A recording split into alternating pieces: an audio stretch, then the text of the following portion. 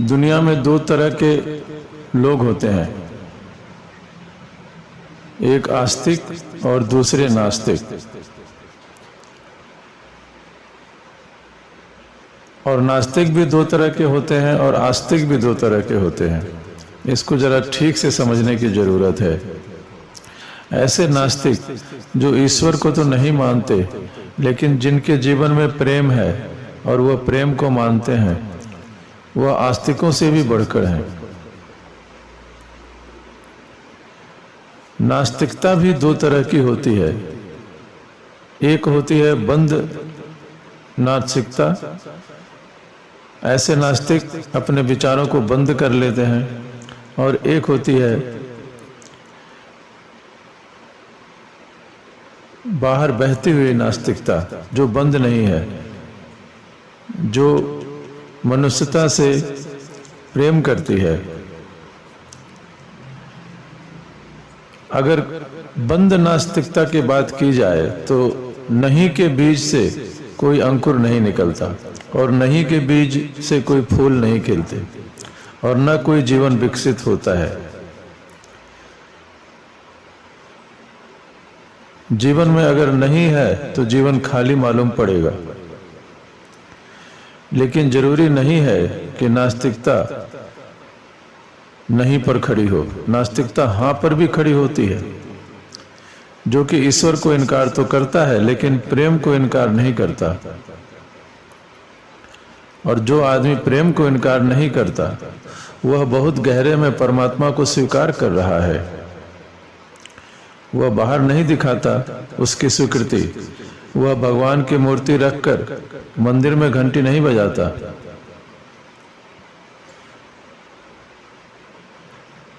लेकिन जो बजाते हैं घंटी, वे कोई आस्तिक है, ऐसा मानने का भी कोई कारण नहीं है। क्योंकि घंटी बजाने से आस्तिकता का क्या लेना देना है। प्रेम के स्वर अगर उनके जीवन में नहीं है और घंटी बजाते हैं, तो ऐसे आस्तिक भी बेकार हैं। और प्रेम का स्वर जिनके जीवन में हो, उनके जीवन में प्रार्थना ज्यादा दूर नहीं है। अगर प्रेम का स्वर जीवन में है तो वह व्यक्ति परमात्मा से ज्यादा दूर नहीं है। क्योंकि प्रेम इनकार करने वाला सूत्र नहीं है, प्रेम स्वीकार करने वाला सूत्र है। और प्रेम देखा जाए तो बड़ी गहरी हाँ है पूरे अस्तित्व के प्रति।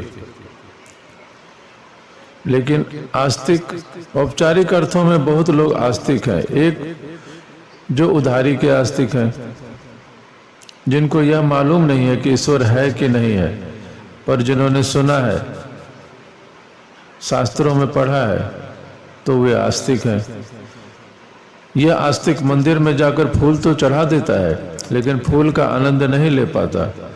और फूल तोड़ते वक्त उसे ऐसा नहीं लगता कि वह परमात्मा को तोड़ रहा है, परमात्मा की एक सुंदर रचना को तोड़ रहा है। और पत्थर की मूर्ति के लिए एक जिंदा फूल को तोड़कर चढ़ा देता है।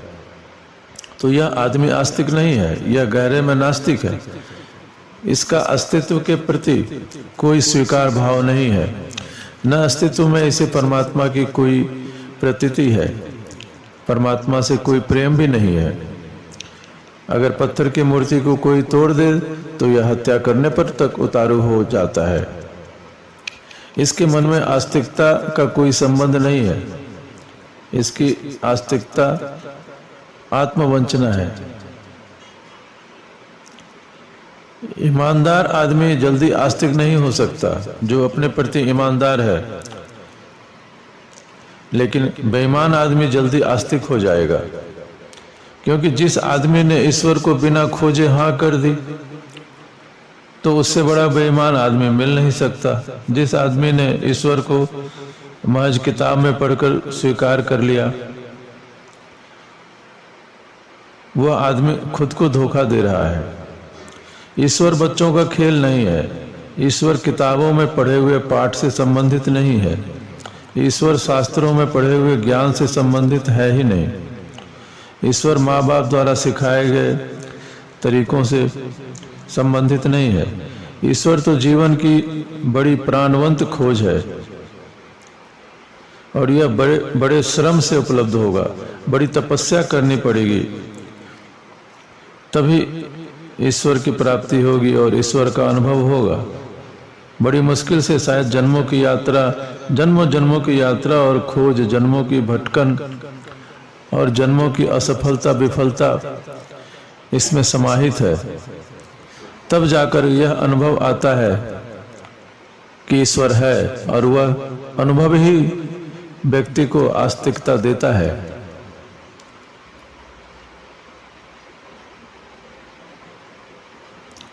जिसने नहीं पर आधार रखा उसकी जिंदगी में कैसे फूल खिलेंगे। उसने मरुस्थल पर जिंदगी बोने की कोशिश की, वहां फूल नहीं खिल सकते। नहीं से बड़ा कोई मरुस्थल नहीं है। और जमीन पर जो मरुस्थल है वहां तो ओएसिस भी होते हैं, मरुद्यान भी होते हैं, लेकिन नहीं के मरुस्थल में कोई मरुद्यान नहीं होता, कोई हरियाली नहीं खिलती।